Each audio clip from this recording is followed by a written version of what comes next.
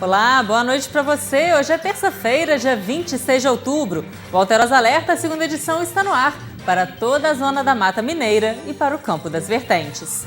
A Polícia Federal deflagrou uma operação na manhã de hoje com o objetivo de desarticular uma organização criminosa especializada em roubos em bancos. Vive Lima. Pelo menos 2 pessoas foram presas durante a Operação Magia Negra, deflagrada pela Polícia Federal. A operação aconteceu nesta manhã para cumprir mandados de prisão e de busca e apreensão que foram expedidos pela comarca de Muriaé, mas são cumpridos na cidade do Rio de Janeiro.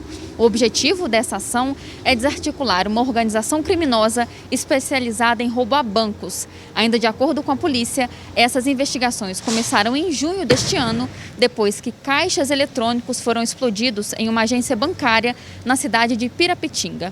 Segundo a PF, o grupo criminoso fez reféns e atirou várias vezes. Um caminhoneiro ficou ferido.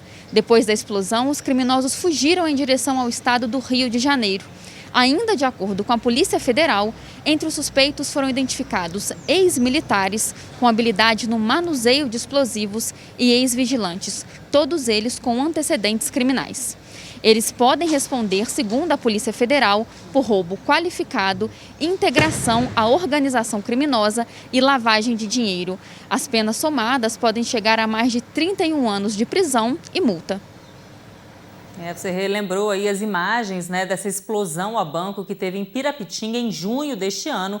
E agora a Polícia Federal já prendeu alguns integrantes dessa quadrilha e desarticulou essa organização criminosa. Uma mulher teve a casa queimada e acredita que tenha sido o ex-companheiro dela o responsável pelo incêndio. O crime aconteceu na madrugada dessa sexta-feira. Ninguém se feriu, mas segundo a vítima, o homem continua a ameaçando. Veja na reportagem. Aos 20 anos de idade, essa mulher que prefere não mostrar o rosto é vítima de violência doméstica. Ela já foi agredida fisicamente e psicologicamente, mesmo tendo 2 filhos com o suspeito, que é ex-companheiro dela. As ameaças de morte também são frequentes.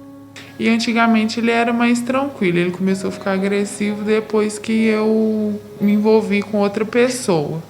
Aí que ele começou a trabalhar no meu psicológico, a me colocar terror psicológico, E daí em diante foi só piorando. Antes ele só falava que ia fazer, que ia acontecer, e agora ele chegou no limite, Há pelo menos 5 anos, a jovem sofre violência. Mesmo tendo conseguido uma medida protetiva em novembro do ano passado, mais um crime aconteceu. A jovem conta que na madrugada dessa sexta-feira, o ex-namorado colocou fogo na casa onde ela morava com as crianças. A residência ficou destruída. Eu já estava escondida dele porque a gente já vinha brigando antes. Aí, um dia antes de eu sair de casa, ele falou que ia me colocar no carro com as crianças e que ia bater no primeiro poste. Aí eu saí escondida dele. Aí ele chegando em casa, ele não me achou. Foi na minha mãe, quando ele voltou para lá, ele arrombou minha porta e colocou fogo. A vítima conta que o homem continua solto.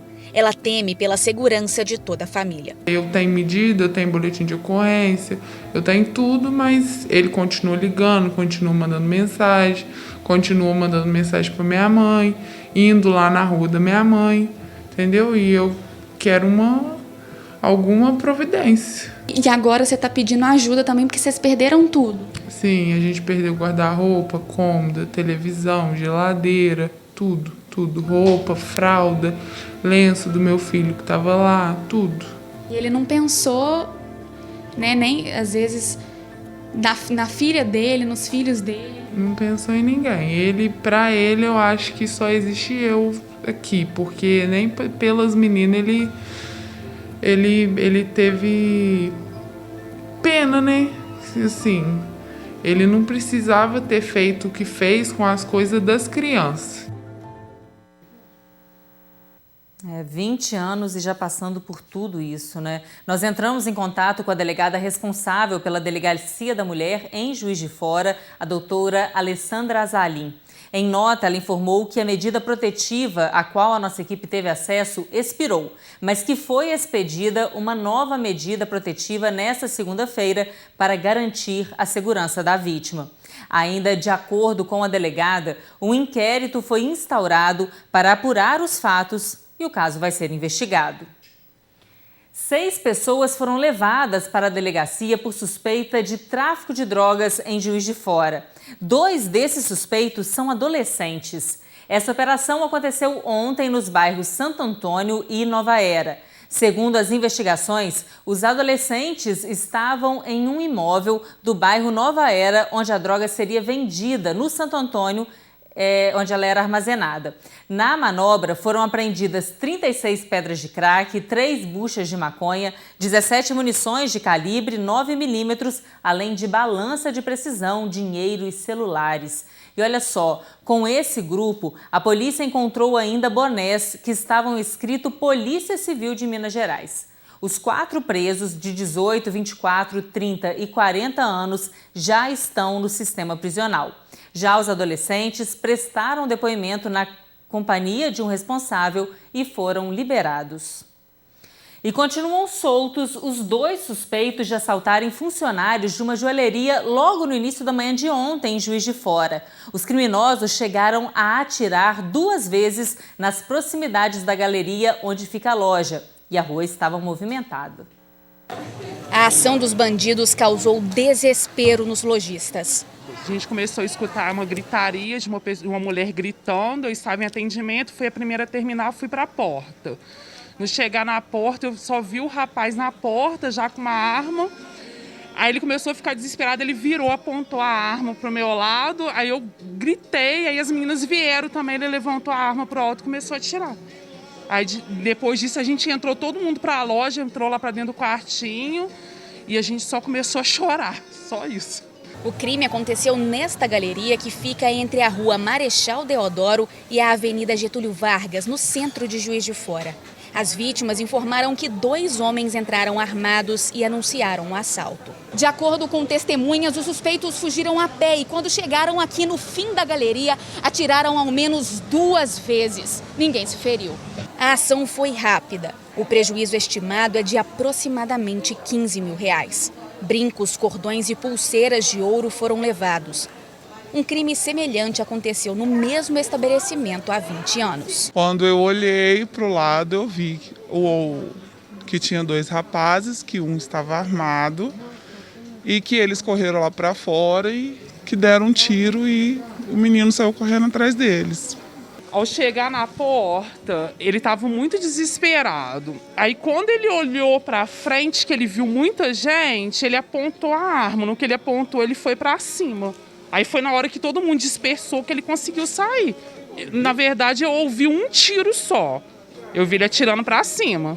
A polícia militar foi acionada, mas não conseguiu localizar os suspeitos. Pelos relatos, tudo indica que esses criminosos atiraram para assustar as pessoas, né, que estavam ali no entorno. Mas olha o perigo, né? O risco de acertar alguém que passava ali pela rua. A gente vai fazer um rápido intervalo e volta já.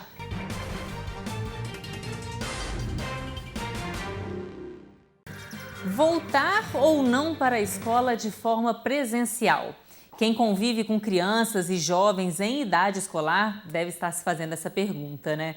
Os indicativos sanitários indicam que é seguro e, em alguns momentos, até necessário esse retorno.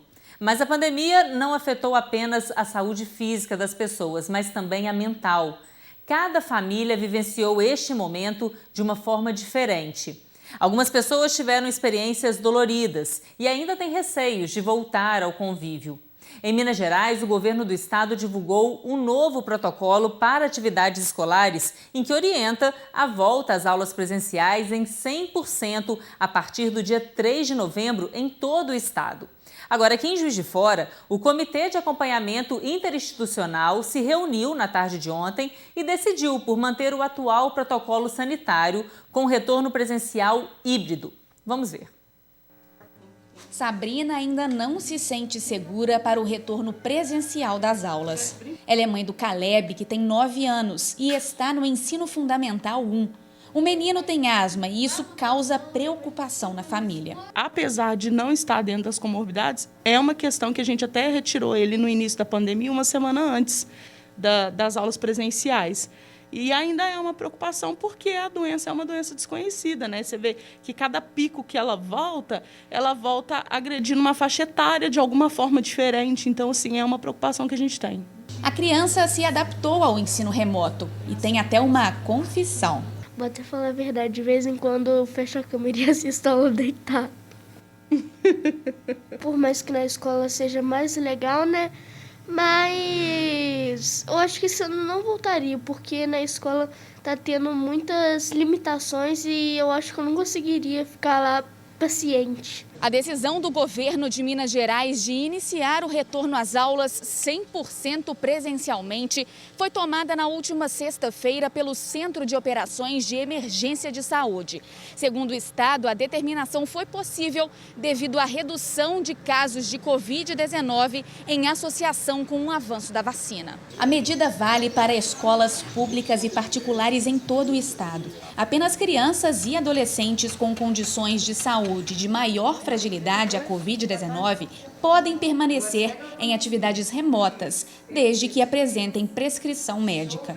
Para esta psicóloga, o retorno às aulas de forma presencial não é apenas uma questão de saúde física, mas também mental. As crianças elas têm manifestado uma ansiedade dentro de casa, uma agressividade, uma impulsividade, até pelo próprio uso de tela, porque elas ficam ali muito tempo em frente à tela assistindo às aulas, mas tem toda essa coisa da tela, da luminosidade, do quanto isso é cansativo, e do não movimento, porque aí elas não conseguem se movimentar, brincar nos intervalos, igual é no ambiente escolar. Sem falar que elas precisam desse contato social. A gente já ficou muito tempo em distanciamento. É importante que as coisas vão retornando, até para essas crianças sentirem segurança também. O diálogo é fundamental nessa escolha. Deve-se considerar características individuais de cada criança. Até porque a gente sabe que muitas crianças perderam seus parentes. Algumas perderam pais, mães, avós.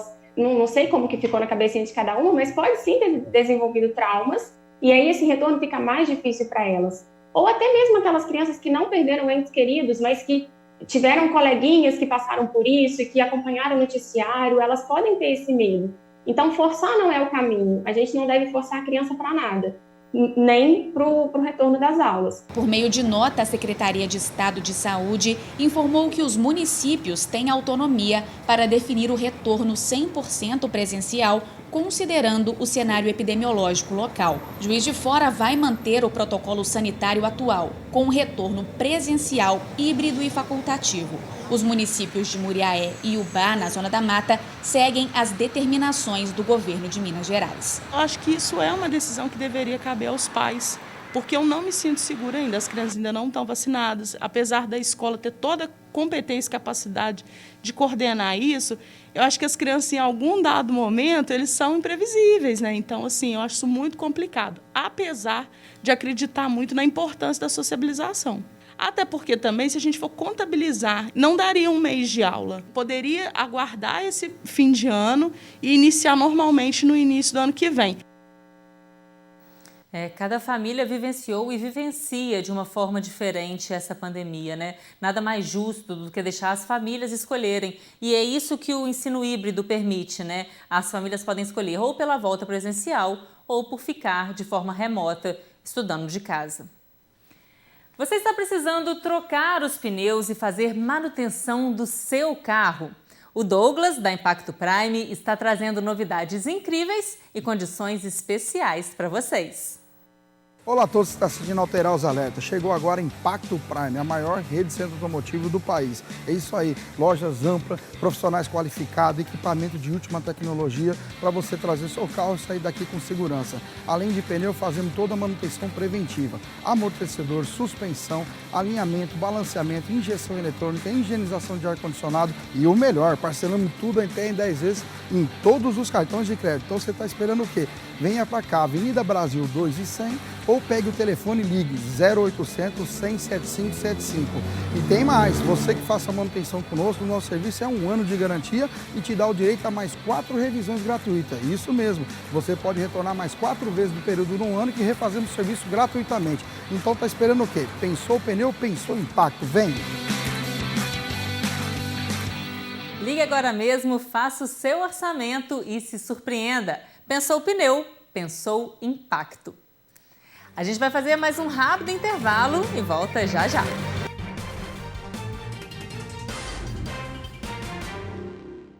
Estamos de volta e eu já trago um recado especial para você, porque o fim de ano está imbatível na Fontesville. Enquanto a concorrência aumenta a tabela de preços, a Fontesville está com descontos de até 50% em produtos sob medida. Rolô tela solar 5%, oferece bloqueio dos raios e maior conforto térmico sem abrir mão da praticidade e beleza. Cortina de tecido com fabricação própria da Fontesville, com descontos nos 2 tecidos mais procurados do momento, voal e gaze de linho. E as belíssimas persianas horizontais em alumínio. Essa também é uma ótima pedida para escritórios e ambientes comerciais. Quer mais informações e aproveitar estas super oportunidades? Visite o showroom da Fontesville, que está no Espásio, na ladeira Alexandre Leonel, no São Mateus. Ou mande um oi no WhatsApp. O DDD é o 32 99113 7795. O atendimento da Fontesville está online e pronto para te atender. E você, o que está esperando para renovar a sua casa antes do final do ano? Descontos válidos enquanto durar o estoque, então corra lá!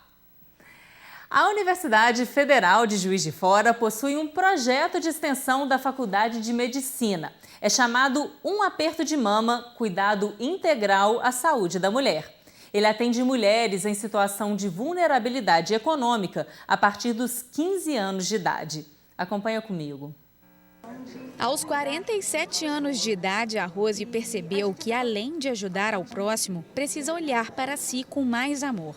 Tudo isso veio à tona depois que começou a participar de um projeto de extensão da Universidade Federal de Juiz de Fora, chamado Um Aperto de Mama. O projeto entrou na minha vida, né, para me resgatar, né, porque estava numa cidade nova, onde não conhecia ninguém. A gente nessa função, né, do lar, né, de fazer as coisas, de cuidar das pessoas, a gente acaba esquecendo de cuidar de nós mesmas. O projeto aborda vários assuntos, né, e questões do dia a dia das mulheres, né, que a gente precisa realmente rever a nossa saúde e saber como melhorar cada vez mais a nossa autoestima. A ideia do projeto surgiu em 2019. Inicialmente seria realizado de forma presencial, promovendo informações sobre o câncer de mama. Mas, com a pandemia, toda a abordagem precisou ser modificada. E daí surgiu a ideia de fazer a página no Instagram, chamada Um Aperto de Mama, e também um grupo no WhatsApp com as mulheres que são atendidas por essas 5 UBSs que fazem parte do projeto. Nesse grupo começamos a falar inicialmente sobre câncer de mama, fatores de risco, a prevenção e todos esses assuntos que cercam o câncer de mama, respondendo dúvidas das pacientes e encorajando elas a realizarem a mamografia, que é o principal exame de rastreio. E aí cresceu. A partir daí, começamos a desenvolver um vínculo com elas pelo grupo do WhatsApp. Elas começaram a perguntar várias outras questões da saúde da mulher. Ampliamos o assunto do projeto para, assim, um bem-estar no geral. Um meio de empoderar essas mulheres, encorajá-las a buscarem o serviço de saúde, a olharem para si, a cuidarem de si mesma também. O projeto beneficia mais de 17 mil mulheres em Juiz de Fora a partir dos 15 anos de idade, incentivando o empoderamento feminino e o autocuidado. Na verdade, o que a gente quer é desenvolver uma capacitação para essas mulheres serem protagonistas no seu território, né? E dessa forma está ajudando a gente a encaminhar aqueles que mais precisam. 30 estudantes de medicina da UFJF têm a oportunidade de entender as demandas da comunidade mais vulnerável e aprender com a equipe multidisciplinar atuante. Além de todo o conhecimento técnico que a gente adquire com os profissionais que nos suportam no desenvolvimento dos conteúdos para as participantes do nosso projeto, eu acho que o principal que a gente tem tirado disso tudo é o vínculo que a gente tem criado com essas pacientes. A comunicação é muito legal, a gente entende melhor a demanda delas, o que elas realmente precisam, e aí a gente vai desenvolvendo esse vínculo médico-paciente que é essencial para a adesão do tratamento. Então, estar adquirindo isso desde o início do curso é muito importante, eu acredito que vai auxiliar muito na minha vida profissional. Se você quiser conhecer mais o projeto, pode acessar o Instagram Um Aperto de Mama. Neste mês de outubro, elas fazem a arrecadação de absorventes para combater a pobreza menstrual. O Alterosa Alerta, segunda edição, fica por aqui. Até amanhã. Tchau, tchau.